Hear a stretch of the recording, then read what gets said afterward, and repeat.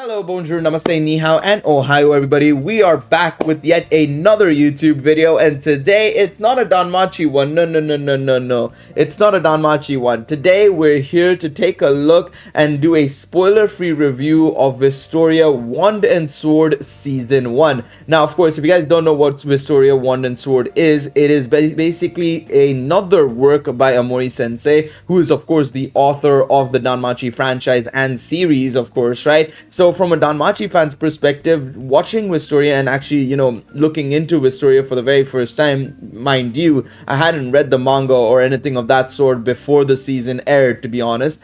I was quite curious to see the differences between between Wistoria and Danmachi, of course, right? Now, in this video, I'm not going to really be doing that, of course. This is a spoiler-free review video of Wistoria Wand and Sword. I'm going to dedicate everything, all the time we have in this video, to Wistoria Wand and Sword. The differences and comparisons that I will do for Wistoria Wand and Sword and Danmachi will happen in a separate video.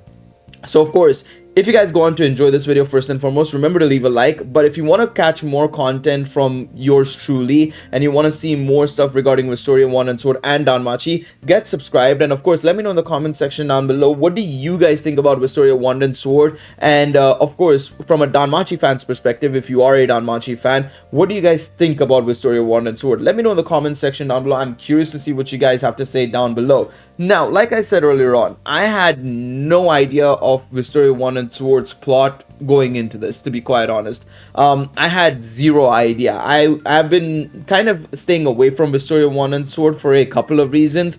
Primarily, I wanted to kind of enjoy the first time I looked into Wistoria Wand and Sword the same way I did Danmachi, in a very nostalgic way, in a very much ironic way, right? Or just in a way for me to compare the two even better, to be honest, because the way I got into Danmachi was via the first season of the anime, right? And so I wanted to do something similar with Wistoria Wand and Sword so that the comparisons would be a little bit more even, a little bit more fair, of course, right? Because there's a huge difference between manga and light novel, right? So obviously it'll be hard to compare the two because the way they're going to be done is going to be quite different, and it's quite evident, to be quite honest, I will say, in Omori's writing. Also, I will say that is Omori's experience now showing in Wistoria Wand and Sword, right? Because when he did Danmachi, that was his first ever work. So there is that. And the other thing is why you guys might be wondering, why haven't I done anything regarding Wistoria up until now? Well, to be honest, I was super busy when the first 6 or 7 episodes aired. I was looking for a new house to stay in. I was looking for, I'm still looking for a job, but I was looking for a new job as well. I was still working, and just generally, I had a lot happening in life. So, to be honest, last season, the summer season, I think it's the least amount of shows I've watched in a season. I think while shows were airing, I think the only shows I was watching was Maki-ine and Roshi there.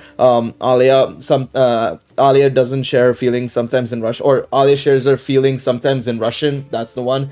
I don't know why I said doesn't. So unfortunately, Wistoria got pushed towards the side a little bit, and I had decided that instead of just catching up when I was free and stuff, I said I'd binge watch it entirely. And literally right now, it's been half an hour since I watched the last episode, so I'm pretty caught up right now, of course, with Wistoria Wand and Sword, and I feel like I can talk about it in a lot of detail just because I've watched all 12 episodes within the last 2 days, basically. So I think without further ado, let's talk about the season. Let's talk about what I think about the characters, the animation, the music, of course, right?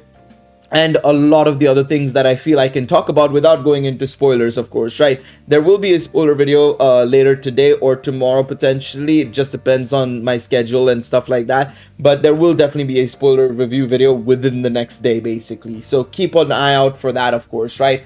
Now, Wistoria Wand and Sword Season 1 was 12 episodes long, very much the average length that you'd expect, and of course Season 2 has already been announced. Now I'll talk a bit more about Season 2 and what I'd like to see in Season 2 in the spoiler review video more so, but obviously I want to talk about just generally Season 1 at this moment in time. And for me, Season 1 was very strong. I think it was a very strong season. Overall, I was very impressed with the animation and especially the portrayal of Will, the main character. I have some small gripes with some of the side characters, in my opinion. For one, I don't know why I'm flipping you guys off, but I have some problems with some of the side characters, and again, I think this is also me subconsciously comparing it to how the side characters were done in Danmachi. But I do have some slight problems with some of the side characters. But the other side is the music, I feel, is something that's lacking for me personally. Now, let's start off with the animation. So, of course, the first season was made by a combination of Arctos and Bandai Namco, which is very much telling that there might be a gacha game very much in the cards by Bandai, which I won't be very happy about, to be quite honest, because I will definitely play it on this channel, probably a stream game more than anything else. But if it's made by Bandai Namco, it's big red flags, to be quite honestly. I would say it's more of like an orange flag. It's not like Netmarble or Crunchyroll, but it is definitely an orange flag at the very minimum. But either way, Arctos, more so than anything else, were the primary studio for the animation of this season. And considering they're a newer studio, from what I gather, they've helped with the development and production of other anime, but they've never done anything big time on their own. And so seeing them do such a good job with Wistoria Wand Sword is amazing. There is a little bit of jealousy from my end regarding, how much better it is compared to Danmachi, but at the same time, I do think that there are some things that Danmachi does a little bit better. I do think that the effects and whatnot are amazing in Wistoria Wand Sword, but that is what the whole thing is. Whereas in Danmachi, you have to kind of blend the two together with the hand-to-hand combat and this, and that's where I think Danmachi lacks a lot, because Danmachi is primarily hand-to-hand combat. You could say, right? It's a lot of close-ranged fighting, whereas the only time you see close-ranged fighting in Wistoria Wand Sword is, of course, with Will, and I do think that's not a bad thing necessarily, but I think that it is, very much a good thing in the sense of, like, they know what they have to work on, and that is the only thing that they have to focus on. Whereas in Danmachi, you have to focus on both effects, hand-to-hand combat, a lot of different things to make sure it's blending well together, all together, But nonetheless, coming back to Wistoria Wand Sword, I don't want to keep talking about Danmachi because that's not this video. That'll be in a separate video.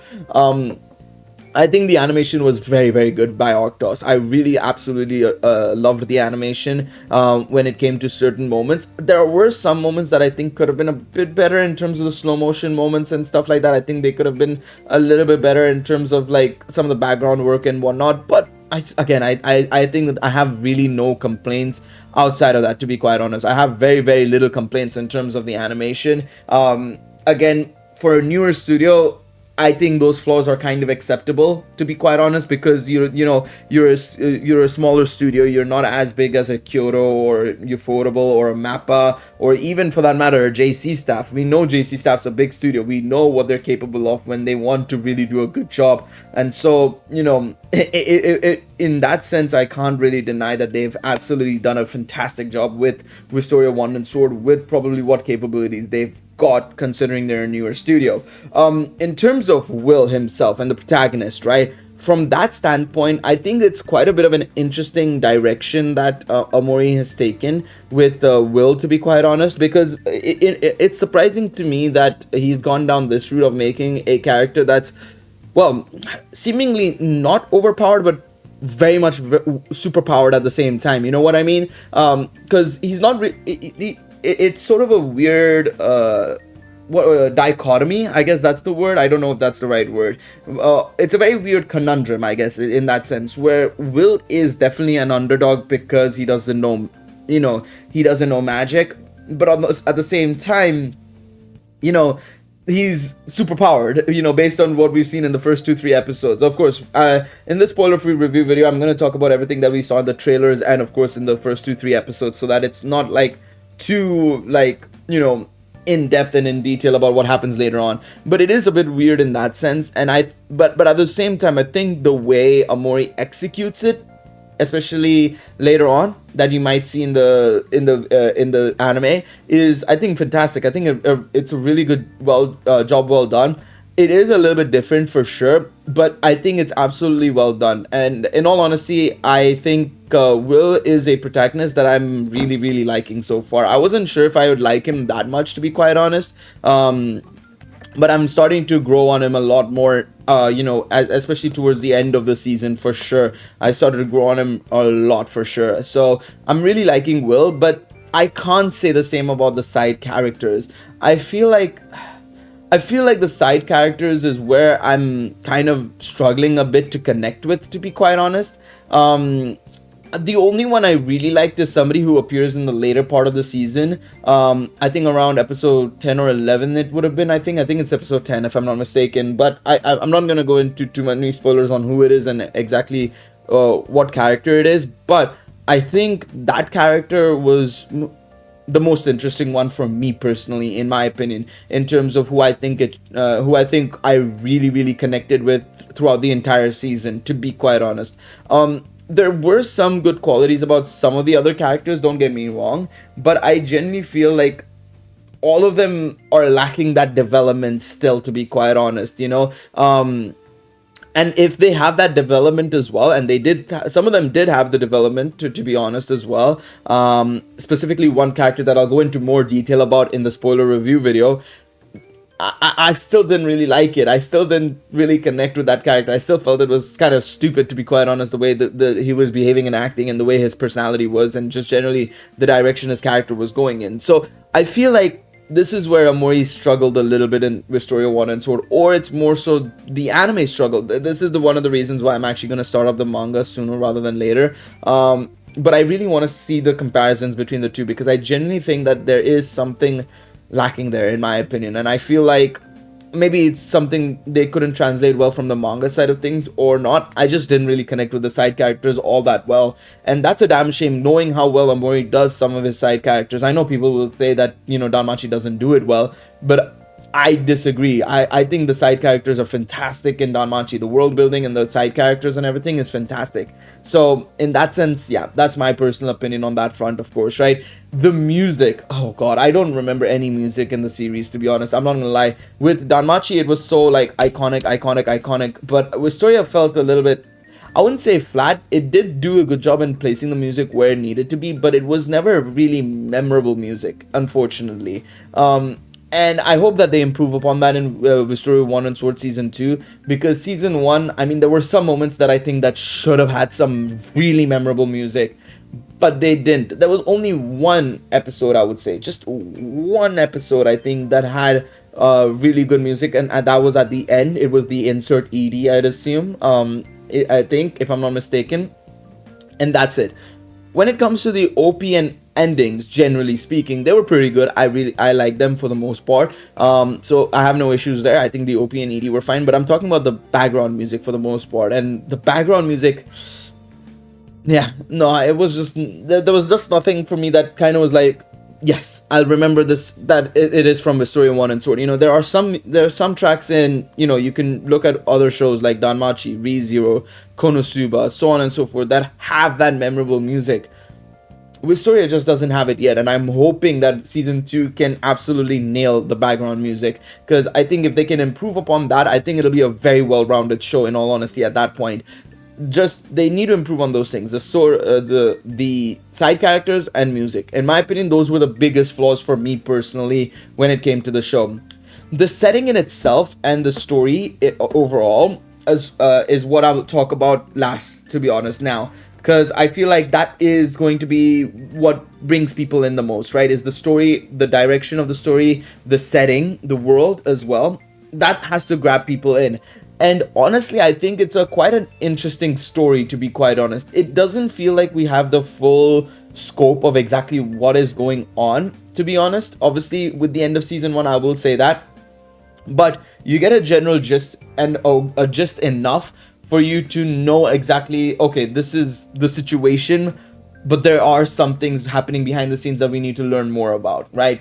And I think, unfortunately, this is where Omori has gone into a slow burn mode. He's definitely done a bit of a slow burner with this one, because I don't think that this is going to change that much from the manga side of things. I think the manga is going to be exactly the same, and it is going to be a slow burner in setting everything up, basically, which I don't necessarily mind too much. I think it's fine as is, to be honest, but I know that there will be some people who will be like, okay, there needs to be something happening, there needs to be something happening, there needs to happen, something needs to happen, and I think that's where maybe people may stop watching it. But I would say try and hold out as much as you can, because I think there is a lot of potential when it comes to Wistoria Wand Sword as well. But yeah, let me know what you guys think in the comment section down below. I'm curious to see what you guys have to say as well. I didn't want this spoiler-free video to be too long, to be quite honest, so I'm not gonna make it too long. I just wanted to hit on points that I really liked. Like I said, I think overall for me there are some positives. I really like the direction of the story and setting. I really like Will as a main character. I really like the animation. They've done a good job with it.